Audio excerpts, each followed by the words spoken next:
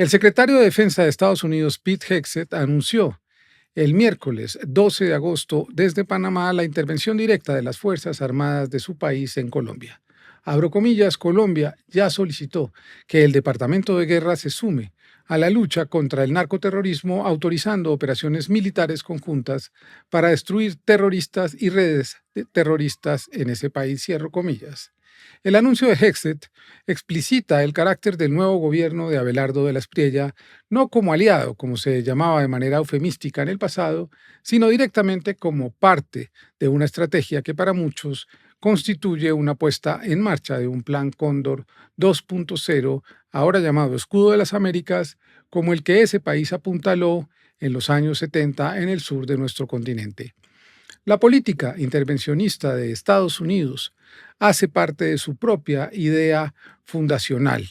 Se llamaba el Destino Manifiesto y América Latina ha sido desde siempre su laboratorio. Lo demuestran la invasión y posterior anexión de territorios mexicanos en el siglo XIX, la intromisión y apoyo a Panamá a comienzos del siglo XX tras el fin de la Guerra de los Mil Días en Colombia, la instalación de empresas en los años 20 como enclaves como la United Fruit Company, la Tropical Oil Company, y hay que recordar que el próximo año se cumple un centenario de la masacre de las bananeras, la celebración de la Conferencia Panamericana en Bogotá, en pleno Bogotazo, la puesta en marcha de la Alianza para el Progreso, el asesinato de Jacobo Arbenz, el derrocamiento de João Goulart en Brasil, el asesinato de Salvador Allende, el experimento neoliberal autoritario de Augusto Pinochet, los regímenes del horror de Videla y Stroessner en Argentina y Paraguay, hasta la guerra contra las drogas, desde la administración Nixon, la financiación de los contras en Nicaragua, los paramilitares en Colombia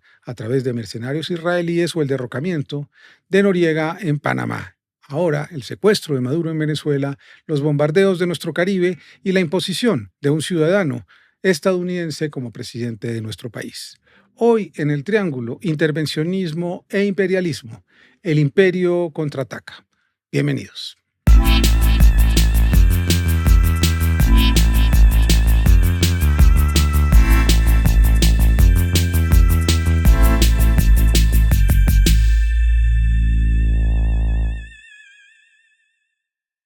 Bueno, Cristina, comencemos contigo. ¿Qué propusiste? Apenas salió la noticia, escribiste en nuestro chat, dijiste, este es el tema. Buenas, ¿cómo estamos? Señora Cristina, ¿cómo le va? Ahí vamos dándole, intentando estar lo más fuertes que podamos. Pues por supuesto que puse el tema en nuestro chat porque estamos todavía en la coyuntura de una tragedia nacional humanitaria absolutamente devastadora, triste, y hemos visto reiteradamente cómo el presidente Abelardo de la Espriella ha rechazado ayudas internacionales certificadas como las de México simplemente por cuestiones meramente ideológicas, cosa que me parece una ofensa y un desprecio total a la vida, pero a la par vemos cómo sale este señor a decir, casi que como portavoz del gobierno colombiano, que estaban ya autorizadas algunas acciones en territorio colombiano. Entonces, este contraste, es tan difícil de dilucidar el insulto y lo realmente inhumano que resulta todo esto, este contraste, la rapidez con la que surgen este tipo de cosas en comparación con lo urgente de salvar vidas, pues por supuesto me indigna y por supuesto me genera muchas preguntas también a partir de lo que hablábamos en la conversación pasada y que de hecho también pusiste en tu columna En Cambio de la semana pasada, y es que pues finalmente Abelardo de la Espriella termina siendo un títere de alguna manera de unos intereses nacionales que todos y todas conocemos, pero también unos intereses internacionales perversos a los que le han metido todo el acelerador habido y por haber. Y pues también esto se suma a, digamos, la seguidilla de desprecio a la separación de poderes y desprecio al Congreso de la República, porque ya está dicho por la Corte Constitucional, ya está dicho por la Constitución Política que este tipo de, de acciones tienen tienen que obligatoriamente pasar por el Congreso de la República. Eso está en el auto 288 de la Corte Constitucional, creo que es del 2008. 2009. Del 2009. Y está en la Constitución Política de Colombia, ¿sí? Una vez más, Abelardo Lasprilla se pasa el Congreso por la faja y termina cediendo y minando nuestra soberanía por los intereses exteriores. Entonces, por supuesto, el debate está abierto y por supuesto está abierto también en los términos que tú los pusiste, Juan David, que es un debate profundamente histórico, profundamente político y que tiene un arraigo muy importante en nuestra región, sobre todo cuando venimos de un gobierno alternativo como el de Gustavo Petro y sobre todo cuando se configuran nuevas formas para minar esos gobiernos y para entorpecerles el camino de regreso al poder. Juan Carlos. Sí, digamos que yo concuerdo con Cristina, digamos, en el momento que está viviendo el gobierno de Lasprilla, apenas 5 o 6 días, tal vez una semana apenas, de su mandato, es una coyuntura, si se quiere, que pone el acento sobre lo nacional por lo que ha sucedido con el terremoto. Y mientras el foco está puesto en esos territorios y en lo que estamos haciendo, ha aprovechado para sacar adelante una agenda internacional que da un viraje radical con respecto no solamente al gobierno anterior, sino posiblemente a otros gobiernos que no se caracterizaron, digamos, por ser antiimperialistas o anti-Estados Unidos. Y sin embargo, esto que ha hecho de Lasprilla significa un viraje bastante importante en las relaciones internacionales. Por supuesto, nuestra relación más directa con los Estados Unidos, históricamente, al menos en los últimos 40 años, ha tenido que ver con la guerra contra las drogas. Y entonces empezamos una guerra contra las drogas entre Estados Unidos y Colombia, que se convierte en una relación de asistencia militar. Usted aquí reseñó de manera muy profusa todo lo que sucedió durante el gobierno de Andrés Pastrana con el Plan Colombia. Pero además, eso se termina convirtiendo en una asistencia de inteligencia militar. Es decir, esa asistencia militar se termina convirtiendo en una cooperación de inteligencia, que termina convirtiéndose en una cooperación de entrenamiento militar, que luego se convierte hoy en lo que plantean como operaciones conjuntas, y uno empieza a tener la sensación de que lo que sigue desde esa perspectiva pues es una cosa que tiene que ver con la intervención militar directa. Nosotros ya tuvimos intervenciones militares directas de los Estados Unidos en nuestro territorio durante el gobierno pasado, cuando decidieron bombardear lanchas en nuestras aguas territoriales, es decir, en nuestro mar territorial, sin que mediara una acusación formal, ni que pasaran por los procedimientos judiciales ni de Colombia ni de los Estados Unidos. Entonces, uno siente que está habiendo, digamos, si se quiere, un viraje total en el modelo de seguridad en América Latina, del cual hoy tal vez solo Uruguay y Brasil no participan. Ustedes han visto al señor Donald Trump pintando de manera sistemática, y no una ni dos, sino ya casi 3 veces, al mapa de Venezuela como el Estado 51. Uno ve, por ejemplo, la relación entre Trump y Noboa, entre Trump y Keiko, entre Trump y Milei, entre Trump y Kass. Y entonces ese escudo de las Américas ya no es simplemente una enunciación, sino que empieza a convertirse en una realidad que de alguna manera trastoca la arquitectura de seguridad de nuestro continente. En ese contexto, los colombianos tenemos que estar terriblemente preocupados, porque el conflicto militar, la guerra que ha habido en Colombia durante los últimos 70 años no lo ha vivido ningún otro país. Por lo menos no en los últimos años. Claro, en Perú estuvo el Sendero Luminoso, se me olvidó nombrar al presidente Paz, en Bolivia, que también hace parte de esta nueva arquitectura en América Latina.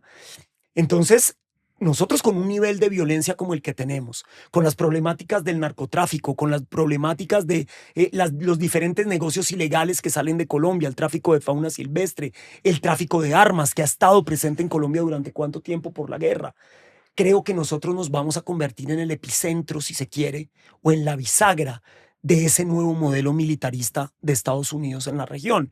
Por supuesto, la cooperación militar que tiene Estados Unidos con un país como Argentina, pues es mínima comparado a lo que eso significa en un país como Colombia.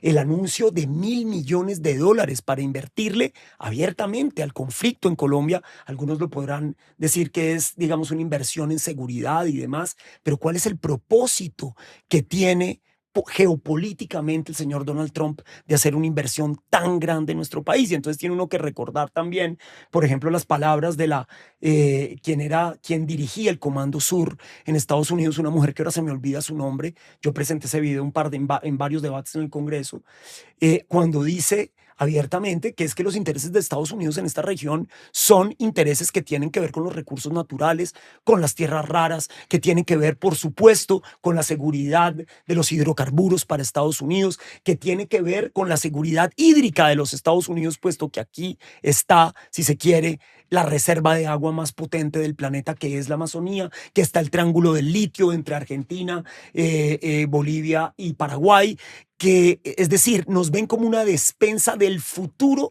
del extractivismo en todos sus sentidos, no solamente en los minerales, sino también en el agua y en otros recursos naturales. Entonces veo que se empieza a cuajar con una participación tremendamente activa en 5 o 6 días de esta administración para que Colombia se convierta en esa bisagra que necesita Donald Trump justamente para imponer esa nueva visión militarista y geopolítica. Una pregunta para los dos, porque ustedes están en contacto, gracias a discusión el contacto, digamos, directo, pero, digamos, tienen que ver con el universo del Congreso de la República.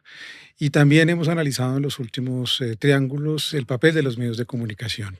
¿Por qué creen ustedes que no ha habido una respuesta tan enérgica, tan decidida frente a lo que ha pasado por parte de los medios, que seguramente si se hubiera propuesto algo así en otro gobierno, habrían saltado por los aires las alarmas, y una respuesta que no es suficiente desde el Congreso de la República para obligar al presidente a consultar, porque esto no puede ser una decisión unilateral? Si me permiten, antes de contestarte esa pregunta, quisiera agregarle algo a lo que estaba diciendo Juan Carlos, y es que a mí sí me parece importantísimo que los colombianos y las colombianas entendamos que el gobierno de Donald Trump es un gobierno supremacista, y en tanto supremacista es expansionista. ¿Sí? Es decir, ellos vienen por los recursos naturales de Latinoamérica y por los recursos naturales de quien sea, hasta de los pingüinos de Groenlandia, allá a los que les iba a cobrar impuestos. Este es un programa político y un horizonte político, y no es como que nosotros no lo estemos inventando o lo sospechemos. Él lo ha dicho de forma diáfana y clara. Su proyecto es un proyecto expansionista, y en tanto pues es un proyecto racista, es un proyecto misógino, es un proyecto, digamos, que atenta contra todas las libertades y los derechos humanos de un montón de gente. Voy a agregarle una preocupación al tema de derechos humanos, 2 preocupaciones. Primero, ¿quién nos va a garantizar un juicio justo para esos supuestos terroristas que van a perseguir en Colombia?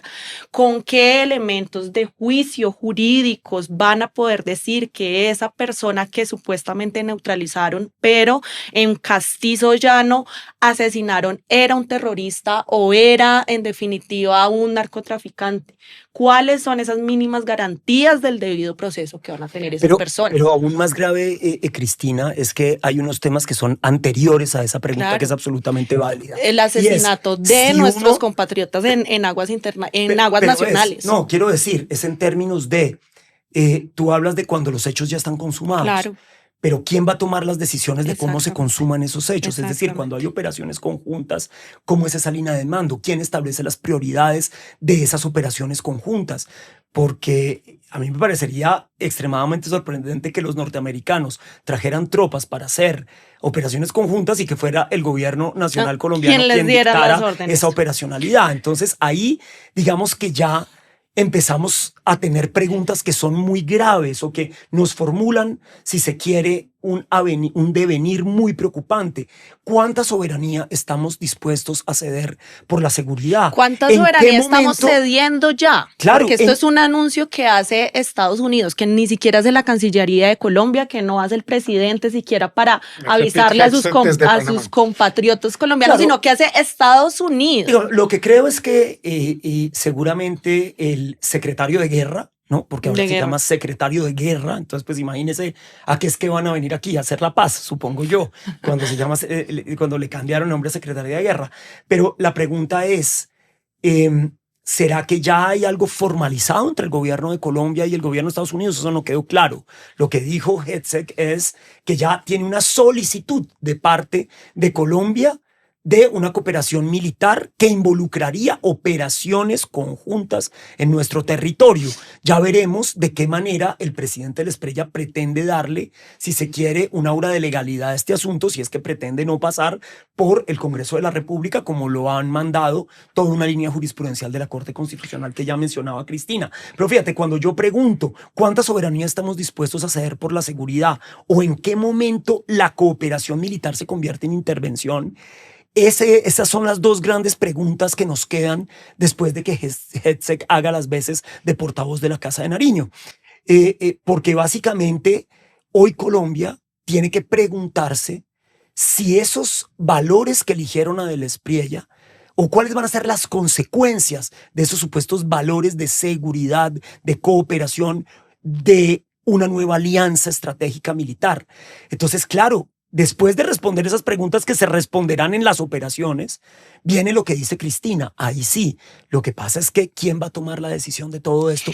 Porque me parece que lo que está sucediendo es que el presidente Del Espriella tiene muchas ganas de cederle territorio a fuerzas extranjeras, tanto en la toma de decisiones de nuestro país, como en lo que tiene que ver con una nueva política, como se vio con el tema del Golán, que evidentemente generó, además, para que ustedes sepan, cartas de protesta de aliados importantísimos para la cooperación internacional de Colombia en términos de financiación de proyectos en nuestro país, como son Arabia Saudita, los Emiratos Árabes y Qatar, por ejemplo. Pero yo le tengo que sumar una preocupación, que es una preocupación, por supuesto, personalísima, pero que la tengo que poner acá.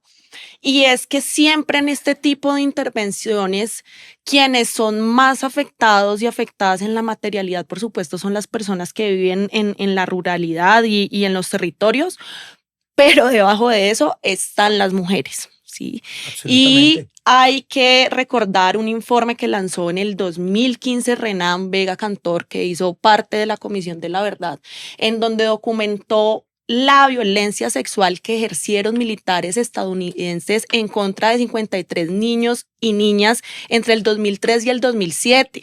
¿Sí? Aquí estamos diciendo que tenemos unos antecedentes de violación de derechos humanos gravísimos, gravísimos, gravísimos, que se están pasando por alto en este tipo de conversaciones. En este tipo de conversaciones, por supuesto, hablamos de soberanía, hablamos de enfoques de seguridad, pero a mí me parece importante como mujer y como feminista decir que las consecuencias materiales y reales de este tipo de sesiones de soberanía las sufren de manera más aguda las mujeres, los niños y en general las personas más desprotegidas. Yo invito a que leamos ese informe, que es un informe desgarrador y que es un informe que además nos permite avisorar y ver y entender qué es lo que vienen a hacer esos militares acá, que no es solamente la colonización del territorio, de la institucionalidad, de las formas de entender la seguridad, sino también la colonización de los cuerpos de las mujeres y la colonización de los cuerpos de las niñas y los niños. Entonces eso me parece muy importante decirlo. Y ahora sí, con tu pregunta, qué pena que nos desviamos nosotros siempre. No, está bien. Así es pensar, se piensa así. Primero, pues es que yo veo que en este momento todos los congresistas y las congresistas, o por lo menos en su gran mayoría, están volcados a la atención de la tragedia nacional y humanitaria y tienen y tienen que estar allá. Yo siento que tienen que estar allá porque finalmente representan esos territorios y los eligieron esos territorios, pero lo que me parece de una ruindad y de una vileza absoluta es que se aproveche esta tragedia en donde todos los ojos están puestos y con razón en esas vidas y en esas personas para ir metiendo estos golazos sin que la opinión pública pueda, digamos, reaccionar de manera inmediata. Esto me parece de una crueldad, de una vileza impresionante. Además, porque ya, Juan Carlos, yo no sé si usted vio que están diciendo, salió el expresidente Petro y otra gente en noticias diciendo que existe la posibilidad de que se dan datos de inteligencia colombiana a la empresa de Palantir.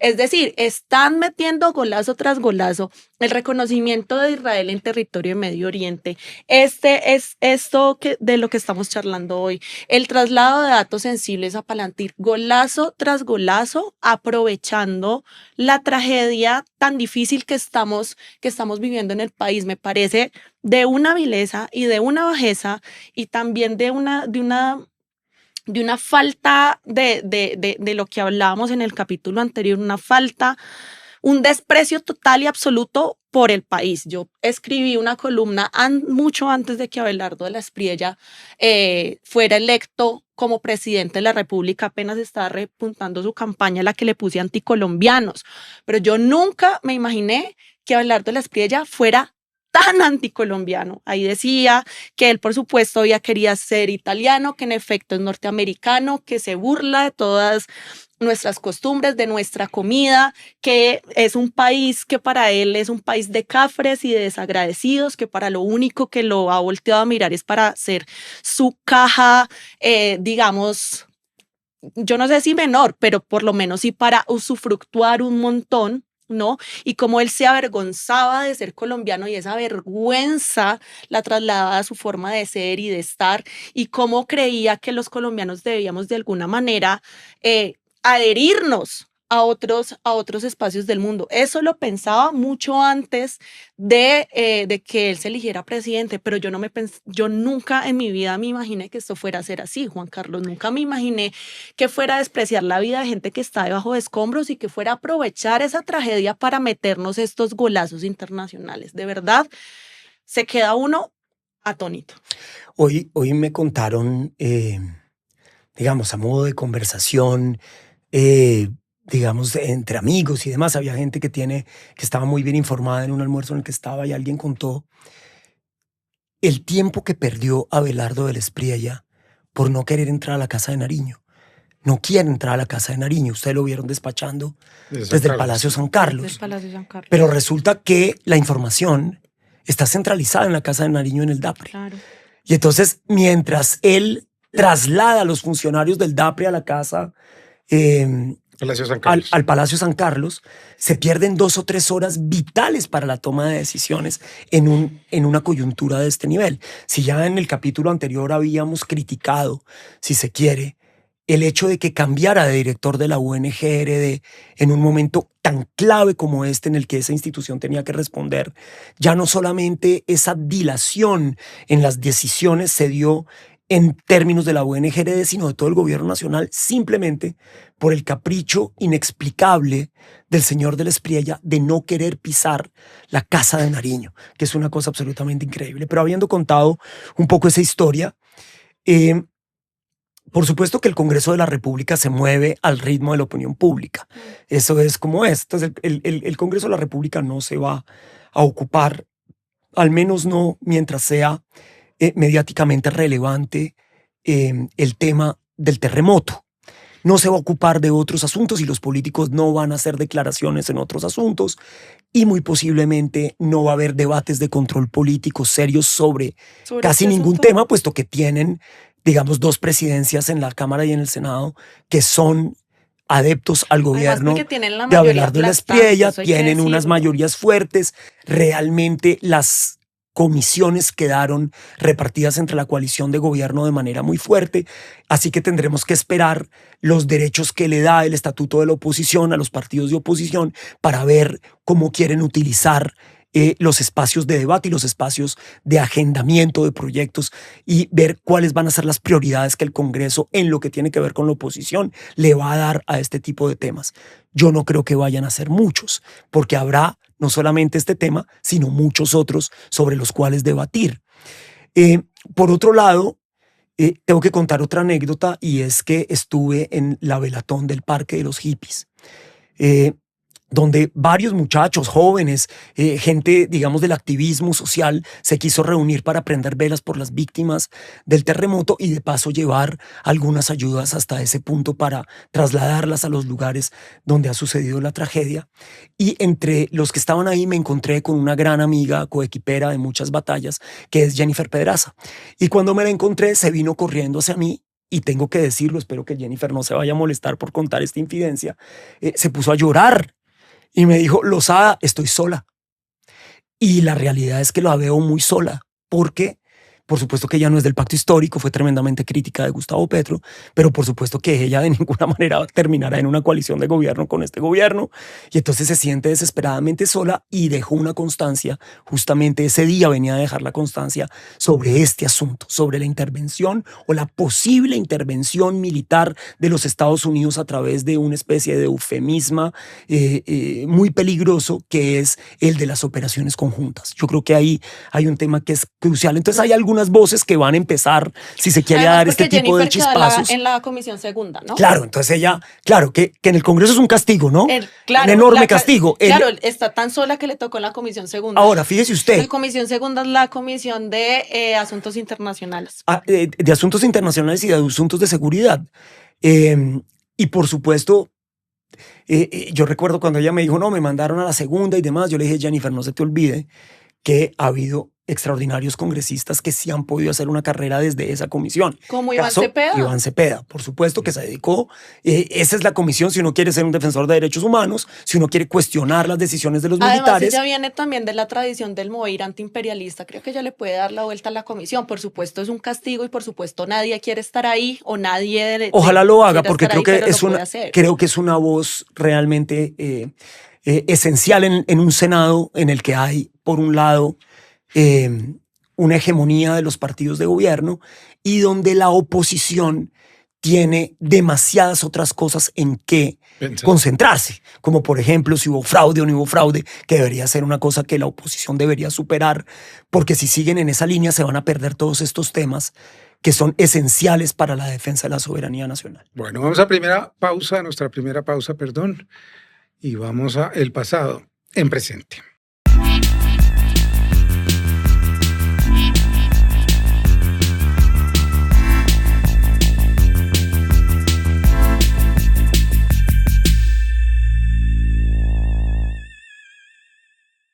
Nuestro recomendado hoy se llama Latinoamérica en la sombra de Estados Unidos. Es una serie de 3 entregas producida por Al Jazeera.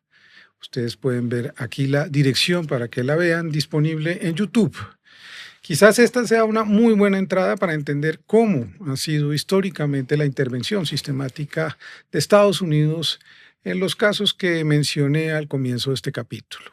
El primer capítulo de la serie se ocupa de los golpes de Estado que ha apoyado Estados Unidos, en particular, por supuesto, el de asesinar a Salvador Allende para instalar en el poder a Augusto Pinochet y convertir a Chile en el primer laboratorio neoliberal de América Latina con lo que se llama los Chicago Boys. El siguiente se ocupa de las guerras civiles que ha financiado Estados Unidos en América Latina, por supuesto en Centroamérica, con los Contras en Nicaragua, por supuesto en Honduras, en El Salvador. Estados Unidos ha sido carburante, gasolina de esas guerras civiles y obviamente en nuestro país desde los años 80, en una alianza macabra entre paramilitares, narcotraficantes, militares y fuerzas políticas para constituir estos ejércitos que durante 15 años asolaron el país. Y el tercero se dedica al caos como estrategia que ha sembrado ese país en nuestras culturas, en nuestras costumbres, que quizás está mucho más cerca del tiempo que estamos viviendo. a Estados Unidos en la sombra, perdón, Latinoamérica en la sombra de Estados Unidos, se llama el recomendado de hoy. Véanlo, tiene un pietaje estupendo, es decir, unas imágenes de archivo maravillosas, como todo lo que hace el gran canal que es Al Jazeera.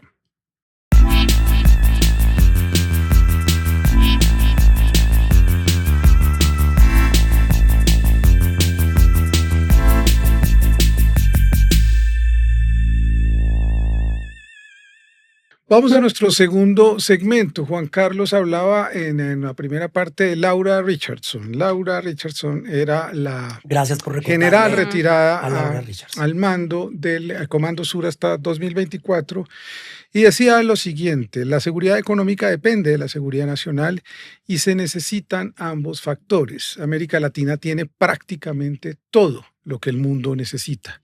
La región alimenta al mundo, pero no recibe los beneficios. Tiene el 30% del agua fresca del mundo, tierras, más del 30% del azúcar, minerales de todo tipo, el 60% del litio, el 30% del cobre.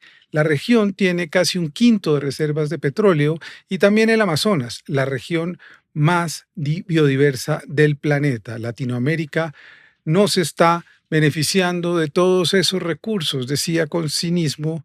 Y yo les quiero preguntar a ustedes cómo es que el mundo no está leyendo lo que está pasando en América Latina, y una intervención que ya tiene cara es de invasión. ¿Qué opinan ustedes de este proyecto que se ha dado a llamar el Escudo de las Américas? ¿Qué? Esta vez empieza Juan Carlos. Cara y sello. Ese suspiro estuvo bueno. ¿Qué tal si suspiramos al tiempo? O sea, si cuando uno habla al tiempo mata un diablo, cuando suspira al tiempo, Imagínate ¿qué le tú esa pasa? Mata un vaina. trompo. Ojo con ese triángulo, ojo con ese triángulo. Digamos, es absolutamente claro que la guerra contra las drogas es una disculpa, o sirve como una disculpa, digamos, muy funcional para los Estados Unidos en este momento, para entrar en Colombia. Pero por supuesto que los objetivos van mucho más allá de una guerra contra las drogas. Hay, por supuesto, una competencia, si se quiere, muy importante, especialmente con China en la región. ¿Por qué? Porque hoy el único país de América del Sur cuyo aliado comercial principal no es China, es Colombia. Recuerden ustedes durante la campaña presidencial de Argentina, como Milei decía, cuando le preguntaban cómo iba a ser su relación con China, dijo que China eran unos comunistas y unos zurdos de mierda y que él con ellos no quería tener absolutamente nada que ver. Y lo primero que tuvo que hacer cuando llegó a la Casa Rosada fue echar reversa a sus palabras y terminar en Beijing con Xi Jinping, porque es su principal aliado comercial, como lo es hoy con Brasil, con el Brasil de Lula, como lo es con el Chile de Kast, como lo es con Ecuador y Perú, que por supuesto son aliados estratégicos justamente para China por su llegada por el Pacífico, como debería serlo Colombia, que es el país que tiene el Pacífico menos desarrollado de toda la franja pacífica de Sudamérica, y por eso no ha sido en ese sentido el principal aliado de China. Recuerde usted, por ejemplo, la intención de Lula de construir la carretera panamazónica para tener acceso a salida al mar Pacífico desde la costa atlántica y no tener que dar la vuelta en los buses, en los barcos, pasar por el canal de Panamá para poder llegar a la costa pacífica asiática. Fíjese cómo han sido los chinos quienes se han metido en las construcciones de la infraestructura esencial de América Latina. Es decir, Estados Unidos, justamente en parte por esa muy errática política exterior de Donald Trump, ha dejado vacíos enormes en la región y ahora se está despertando a esa realidad y quiere imponer, si se quiere, su discurso geopolítico no a través del comercio, ¿cierto? A todo el mundo le impone tasas del 12.5, sino que lo quiere hacer a través de la fuerza militar. Y eso, por supuesto, que hace parte de su geopolítica en la pelea que tiene con China y, por otro lado, en la pelea que tiene con Rusia. haciendo ese contexto para responder de manera más literal a la pregunta, Juan David, ¿por qué el mundo no se despierta a ver esa geopolítica latinoamericana que tiene todos esos recursos naturales? Pues básicamente porque el mundo está mirando hacia otros lados. Es decir, mientras la guerra entre Ucrania y Rusia siga ocupando a la OTAN y siga ocupando, digamos, la preocupación de los países europeos, es la gran preocupación de Emmanuel Macron, es la gran preocupación, si se quiere, de los alemanes y los ingleses. Y mientras en el Medio Oriente siga habiendo un genocidio en Gaza, pero además una puja tan dura por el canal de Hormuz y por digamos, el tránsito de más del 20% de los hidrocarburos que satisfacen la demanda de los países desarrollados, pues es evidente que lo que está pasando aquí está en un segundo plano. Ojalá que no sea demasiado tarde cuando el mundo se despierte a la realidad de que Estados Unidos, a través no solamente de su poder militar, sino también de una intervención cifrada de la cual cada vez hay más evidencias de cómo han logrado captar lo algorítmico de la región y cómo han logrado darle la vuelta, si se quiere, a través de tecnología a el top of mind del votante latinoamericano ya casi en su totalidad. Ojalá que Brasil resista en las elecciones. Pues básicamente van a despertarse a la realidad de que posiblemente América Latina esté una vez más controlada por los intereses de Washington, pero no de cualquier Washington, sino del Washington de Donald Trump. Y eso es extremadamente grave para la región y para el mundo. Cristina. Varias cosas. Acá yo voy a hacer como siempre, la mamerta que va a mencionar ciertas cosas que van a sonar acartonadas, pero que me parece importante decirlas. A mí me parece importante pensar en cuál es el sistema político y económico que defiende Donald Trump para entender sus intenciones y para entender sus acciones. Acá estamos hablando de un capitalismo que está, digamos, en una fase de tecnofascismo, hay que decirlo así, con los grandes aliados y dueños de la digitalidad, que en este momento es una de las armas o herramientas, como podamos verlo, que gobiernan el mundo. Está Elon Musk, está Mark Zuckerberg, está Israel. Todas estas personas están con Donald Trump y están defendiendo el modelo político y económico que representa Donald Trump en carne propia. Donald Trump es un capitalista, digamos, yo no quisiera decir ejemplar, pero sí palmario, por ejemplo, ¿no? Entonces, en esta dinámica de la acumulación, en esta dinámica de concentrar la mayor cantidad de capital posible en pocas manos, lo que viene finalmente es la intervención y la colonización, como lo estamos viendo en Latinoamérica con todo esto que está pasando.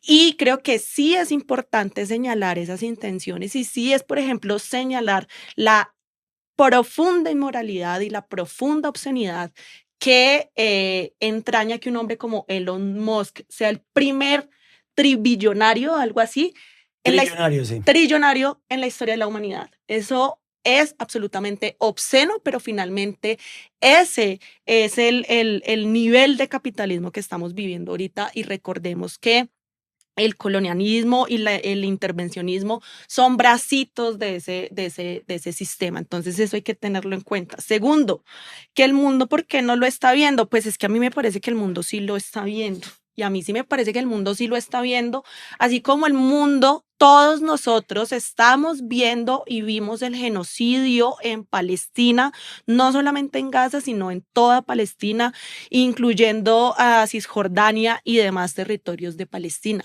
Lo vemos, nos sentimos impotentes, intentamos hacer cosas, así como intentamos nosotros en esta tragedia nacional, hacer cosas desde nuestra cotidianidad, pero mientras el poder esté concentrado en ciertas manos, va a ser muy difícil que ese genocidio, que este intervencionismo, pues se detenga y cese, porque esos intereses de esos poderosos están alineados, y lo digo con convicción en este momento. Si me equivoco, ojalá, están alineados con esos intereses que defiende Donald Trump y demás gente. que nosotros muchos y muchas decíamos, claro, nos duele Gaza de una manera impresionante por lo humanitario, por los niños, por las niñas, pero finalmente esto es un laboratorio para finalmente explorar cuánto puede tolerar la comunidad internacional y cuánto horror puede tolerar el mundo hasta que diga basta. Y hemos visto que Pues hemos ese visto horror, cuánto aguantó Europa, exacto, cuánto se demoraron los pronunciamientos cuánto se de demoró Macron la y ONU. otros. Vimos el completo desmoronamiento de nosotros los abogados que estudiamos Derecho Internacional Humanitario y Derechos Humanos. Vimos que los sistemas institucionales internacionales hicieron agua en toda la crisis y vimos que los límites que pensábamos que ya eran largos y que pensábamos que estaban acá, finalmente estiraron un montón. Entonces, nosotros decíamos, eso que le pasa a Palestina y a Gaza, que es un pueblo colonizado, que es un pueblo empobrecido, le puede pasar a cualquier pueblo en el mundo. Y nosotros podemos ser ese pueblo porque Latinoamérica es un territorio absolutamente rico en recursos naturales y en demás, pero somos un pueblo que finalmente es víctima de esta colonización y que finalmente no tendría cómo enfrentar y cómo aguantar una afrenta militar de Estados Unidos y de Israel como la que vive ahorita en Gaza. Bueno, yo creo que, digamos, para llegar al estado de cosas de Gaza, Falta, pero es que no creo que eso sea, digamos, nuestra preocupación más inmediata. no, Pero a mí sí me digamos, yo lo preocupa, que a mí sí me no, preocupa. pero perdón, es absolutamente imposible No es en el imposible. peor de los No, yo escenarios, no estoy de acuerdo con eso. en el peor de los escenarios, pero bueno, déjame Pero es que usted, no, pero dame la oportunidad porque te he escuchado dale con mucha pues, dale tranquilidad, pues, dale pues. pero digamos, yo creo que caer en ese alarmismo en últimas de un futuro que parece lejano, porque no son las mismas condiciones históricas, porque no tenemos a un Estado como el Estado de Israel al lado nuestro, cosa que sí sucede en Palestina, que le sucede al Líbano, que le sucede, por supuesto, a Siria, entre otros países, con una historia de más de medio siglo de todo tipo de guerras y batallas. Digamos, ese no es el contexto de América Latina hoy, por eso creo que no son comparables, pero digamos que yo sí creo que tienes razón en lo siguiente, y es que si nosotros ya teníamos por los derechos humanos en Colombia solo con la llegada de Abelardo de la Espriella, ahora que están planteando operaciones conjuntas tenemos que tener mucho más miedo por los derechos humanos en Colombia. Porque el día que en una operación conjunta quien viole los derechos humanos en Colombia sea un soldado norteamericano, ¿quién juzgue a ese soldado? ¿Usted cree que Donald Trump le va a entregar el juicio de ese soldado a la justicia ordinaria colombiana? Por supuesto que no. Entonces ahí vamos a tener unos ciertos grados de impunidad que son un muy mal mensaje en términos de la salvaguarda de los derechos humanos en las operaciones militares. Recordemos que al tercer día del mandato de la Espriella ya hizo su primer bombardeos que ya había decidido Gustavo Petro, que juró no hacerlos y los hizo por la presión de Washington, hay que decirlo, y los temas que tienen que ver con la OFAC y la visa.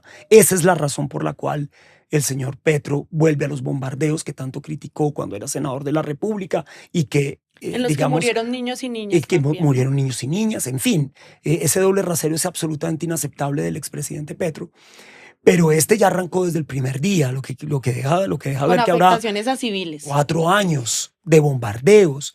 ¿Qué tipo de tecnología vamos a necesitar para que esos bombardeos sean sostenidos en el tiempo? Y ya veremos si vamos a ver tropas norteamericanas, si se quiere, en territorio colombiano disparando. ¿Y cuál va a ser la afectación a los derechos humanos en nuestro país cuando hay un hueco gigantesco? Por eso es importantísimo poder conocer ese acuerdo, porque en el acuerdo que ellos hagan también tienen que ponerse de acuerdo en quién va a dirigir las operaciones y qué pasa en casos, por ejemplo, en los que los derechos humanos son violados en nuestro país. Y por supuesto que un país que ha tenido que vivir una historia de violación de derechos humanos como la que hemos tenido aquí, para citar dos o tres, El Aro, La Granja, Bojayá, lo que uno quiera, es interminable la lista de masacres en Colombia. Seguimos teniendo 13.000 muertos al año.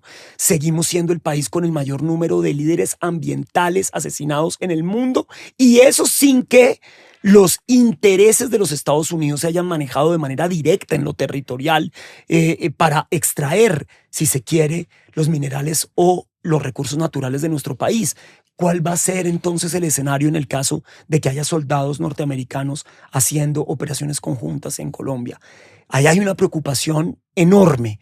Y me parece que es la preocupación que sienten las organizaciones de derechos humanos, porque si ya tenían miedo cuando ganó del Espriella en términos de qué va a pasar con el derecho a la protesta social. Claro, en Bogotá seguramente no veremos soldados norteamericanos persiguiendo gente, pero ¿qué pasa en territorios que son claves en la guerra contra las drogas como el Catatumbo y el Cauca, que ya tienen suficiente hervidero y entonces ahora le vamos a meter soldados norteamericanos a eso? Son decisiones realmente muy erráticas del presidente. Yo estoy por pensar y darle la razón a Juan David Correa en términos de si no será que está haciendo caso. Sí, Y punto. sí. La conexión entre la derecha y la ultraderecha colombiana con el gobierno de Estados Unidos no es un secreto de Estado. Ha sido histórica y ha contado con una ilimitada fuente de recursos para operaciones legales e ilegales. Solo el Plan Colombia, para remitirnos a este siglo, consistió en una inversión de $1.300 millones para la modernización, como la llamaron, de las Fuerzas Armadas colombianas, en un 80% y el restante 20% para inversión social. Dicha modernización, por supuesto, contó con todos los recursos y la tecnología de los aliados de Estados Unidos como Israel y supuso la reorganización de la doctrina de seguridad que, superados los años 80 y 90 con su ola de represiones, masacres y exterminios, debía ser concluida con la fuerza definitiva de un imperio decidido a tomar posesión en inteligencia y capacidad militar en nuestros países. Álvaro Uribe llevó a cabo no solo la implementación de dicho plan, sino que usó las instituciones colombianas para cooptar, intervenir, perseguir y promover una política de seguridad democrática que tuvo como ejes la práctica del body count o el conteo de cuerpos, para lo cual fueron reclutados con falsas promesas de trabajo 6.402 jóvenes de barrios populares de nuestras ciudades para llevarlos a zonas de combate, uniformarlos, asesinarlos y hacerlos pasar por guerrilleros de las FARC-EP. Además, desde el aparato de inteligencia, el extinto Departamento Administrativo de Seguridad DAS, se persiguió, se intervino y se asesinó a líderes incómodos como Jaime Gómez, asesor de la senadora de Piedad Córdoba, a Lirio Uribe, asediado, según los archivos desclasificados del DAS, por orden del anterior gobierno desde una casa al frente de la suya durante meses, para hacerle montajes y demostrar la supuesta connivencia de los defensores de derechos humanos y las insurgencias armadas. Desde el DAS se planearon los asesinatos de Luis Carlos Galán a finales de los 80, Bernardo Jaramillo Osa, Carlos Pizarro León Gómez y después los de Jaime Garzón a finales de los 90, Alfredo Correa de Andrés, entre cientos de otros y otras mujeres que fueron sometidos a la ignominia de la persecución, como ocurrió con periodistas como Claudia Julieta Duque o Ricardo Calderón, líderes como José Miguel Vivanco de Human Rights Watch o Iván Velázquez, magistrado delegado de la Corte Suprema de Justicia. Todo ello con la asesoría y financiación del gobierno de los Estados Unidos. En nuestro bloque final, yo quisiera que reflexionáramos sobre la gente de nuestro país. Hemos hablado de la geopolítica, de la política, pero ustedes han mencionado territorios que hoy deben sentir mucha zozobra, como Nariño, como Cauca, como el Catatumbo, las zonas fronterizas del sur. Noboa es un presidente aliado de los Estados Unidos. Ya hay ejército de los Estados Unidos presente en el Ecuador. ¿Qué pueden decirle ustedes a la gente, así como le hablábamos la vez pasada de la solidaridad en medio de la tragedia y de la catástrofe? ¿Qué sentido de esperanza también podemos transmitirle a la gente hoy que está viendo cómo esto se está organizando para que haya bombardeos otra vez en estos territorios, fracking y un tema que le interesa en particular a usted, que es la fumigación otra vez con glifosato? Bueno, qué difícil. Qué difícil. Primero es que Juan Carlos me dice a mí alarmista, pues que tenemos que estar alarmados. Yo, por supuesto, no creo que Colombia se vaya a volver un Gaza mañana, pero sí creo que este experimento y laboratorio nos tiene que alertar hacia dónde quieren ir y hacia dónde están dispuestos a llegar para proteger sus intereses. Y creo que sí tenemos que estar preocupados y alarmados y sobre todo unidos y unidas, sobre todo porque todas las cosas que yo pensé que dije, pero es que esto no lo pueden hacer, de verdad, esto es imposible, las hacen. Y a mí eso digamos que me ha removido muchas cosas porque yo decía, yo no puedo creer que bombardeen una escuela, la bombardearon. Yo no puedo creer que en Estados Unidos prácticamente imposible que retrocedan en el derecho al aborto, retrocedieron. Es imposible que se esté discutiendo y medio se mencione la posibilidad de que las mujeres nos quedemos sin el derecho al voto, lo están mencionando. Es decir, todas esas cosas que creíamos absolutamente superadas y que decíamos, no, pues que esto no puede pasar, están pasando.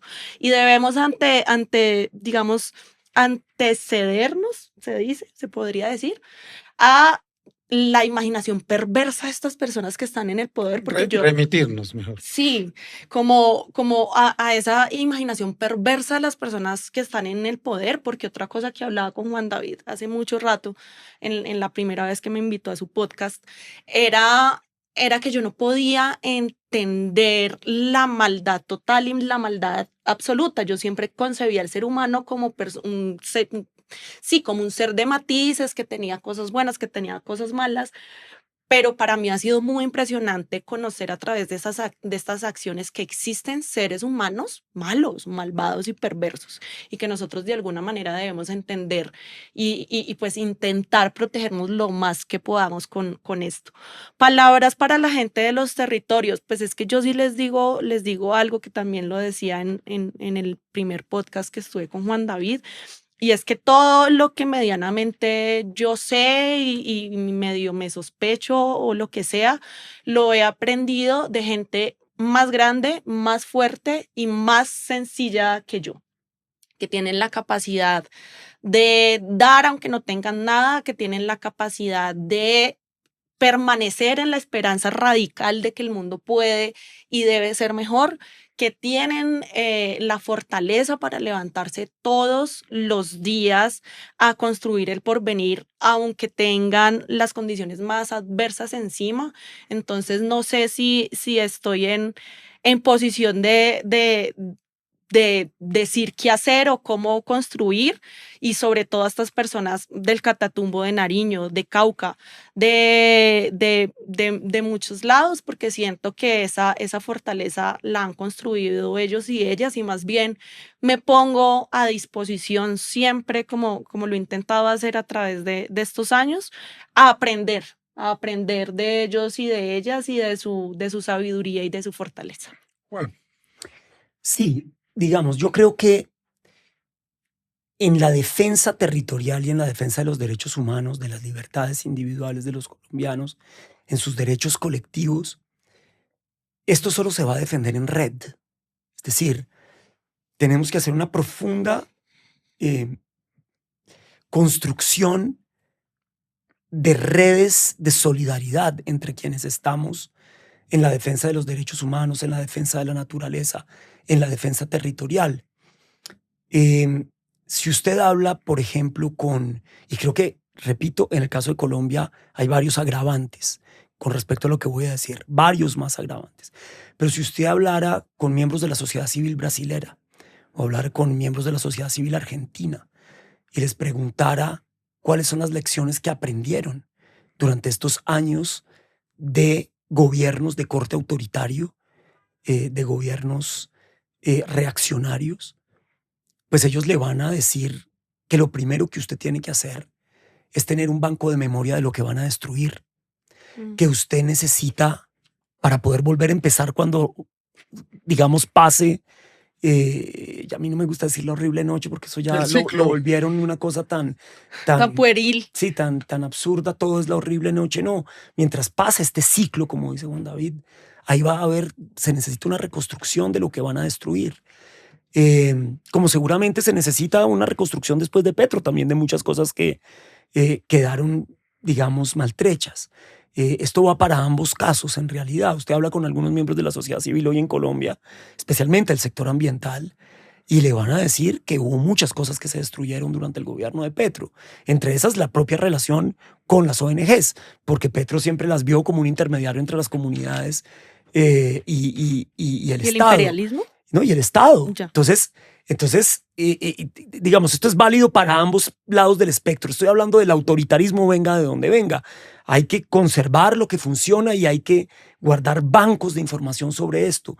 Vamos a necesitar entender que así sea. Mire, lo mismo que está pasando en este momento en Colombia sucedió en Brasil en el primer gobierno de Lula. Mucha gente pensó que las ONGs, por ejemplo, se debilitaron en el primer año de Lula. Eso no tiene comparación alguna con lo que sucedió después con Bolsonaro, en el que fueron perseguidos, en el que fueron perseguidos por Bolsonaro. Y eso, ¿cómo se cuidan? Cuidándonos los unos a los otros, armando redes. Eso es absolutamente fundamental. Especialmente en el país donde mueren líderes sociales todos los días, cifra que el gobierno de Gustavo Petro no pudo reducir. Luego ahí hay un tema que es absolutamente estructural. Entonces ahora imagínese usted con esta nueva geopolítica y la posibilidad de la llegada de un ejército extranjero a nuestro país, todo eso simplemente se puede empeorar. Entonces tenemos que tener redes gigantescas al interior de Colombia, pero también construir redes internacionales que hablen por nosotros. Cuando Gaza no pudo hablar, habló el mundo por ellos. Y necesitamos entretejer esas redes y tener formas de alertar sobre diferentes tipos de posibilidades de violaciones de derechos humanos. Entonces yo creo que vamos a tener que hacer un ejercicio de construcción colectiva muy grande entre quienes hemos estado del lado de la defensa de los derechos humanos, de la naturaleza, de las libertades individuales, del derecho a la protesta, en fin. Eso empieza a entretejerse de alguna manera en lo subterfuge de la conversación organizacional en Colombia. Sin embargo, todavía se hace timoratamente y se hace con miedo. Y al mismo tiempo también algunas organizaciones con una visión de ver cómo entablan una conversación con este gobierno. Eso es absolutamente natural. Yo mucho me temo que esos esfuerzos no llegarán, si se quiere, a buen puerto. Creo que al final se darán cuenta de que más valía tal vez arrancar la resistencia desde antes que tratar de llegar al gobierno y demás, porque yo veo un Además, gobierno con un muy canciller como complicado. Margula. No, pues es que cuando uno ve ese nombramiento uno ya entiende perfectamente cómo es el asunto, pero todavía hay quienes creen que y yo también lo creo, que hay ministros con los que se va a poder dialogar en este gobierno. Creo que la ministra de las TICs es una señora seria. Creo que el ministro del Interior es un señor serio. Creo que uno puede hablar con un tipo como Mauricio Gómez Amina, si se haya radicalizado al nivel en el que está hoy. Yo creo que, al contrario de Cristina, en el fondo allá hay un señor que todavía tiene algo de sensatez. No, lo digo en términos de la bondad o la maldad, pero yo creo que Mauricio Gómez tiene algo de sensatez ahí. Yo creo que la ministra de TICs es una señora con la que puede ser sensata. Yo creo que uno sí puede. Sí, por eso digo, el ministro del Interior es una persona sensata. ¿Cuál es el rango de acción que el presidente les va a permitir en términos de ese diálogo ciudadano, de ese diálogo social? No lo sé. Ahí es donde está mi gran inquietud y creo que viendo lo que está sucediendo ahora. ¿Abelardo o los que están por encima de Abelardo a los que le está haciendo caso? Bueno, entonces eso es exactamente lo que iba a decir.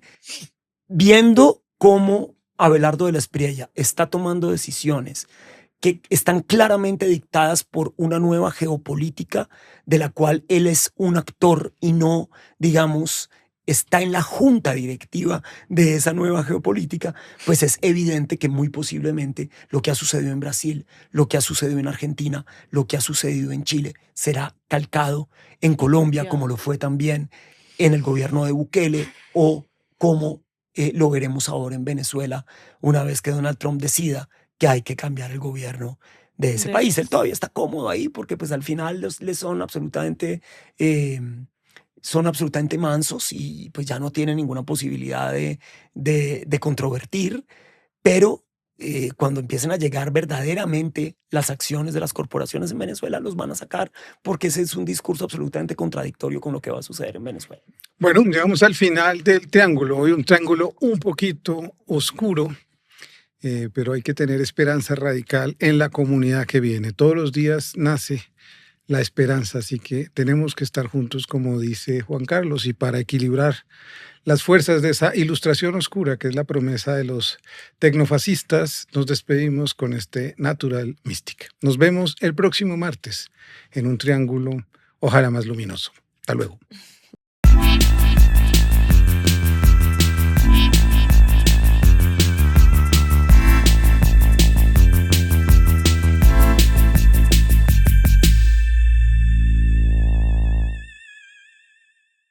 Bueno, para hacerle, si se quiere, honor al nombre de la sección, Natural Mystic, por supuesto que hay que decir que ninguna guerra contra las drogas se ha ganado en este planeta y que esa es la disculpa con la que van a venir a hacer operaciones conjuntas el ejército de los Estados Unidos con las fuerzas armadas de nuestro país.